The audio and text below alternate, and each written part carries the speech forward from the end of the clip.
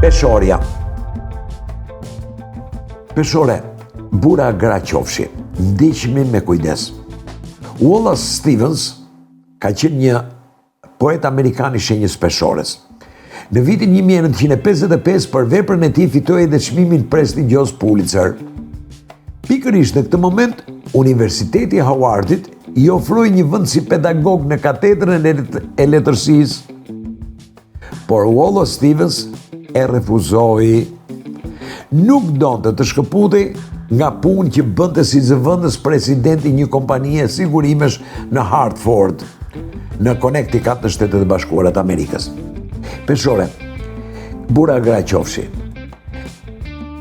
Në gjysmën e dytë të vitit 2026, edhe ju do të ndodheni përpara një situate të tillë si Wallace Stevens.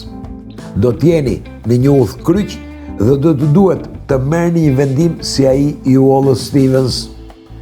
Do të vazhdoni të bëni atë çka njihni mirë, apo do të shkëputeni për të hyrë një rrugë të re me stimuj më të fuqishëm dhe emocione më të forta? Këtë nuk më takon mua ta them. Nuk mund t'ju them se cila do të jetë zgjedhja më e mirë. Duhet ta vendosni vetë. Unë duhet t'ju them vetëm që duke filluar që këtë javë të ndërgjegjësoheni e të jeni të qartë për vendimin që do të merrni.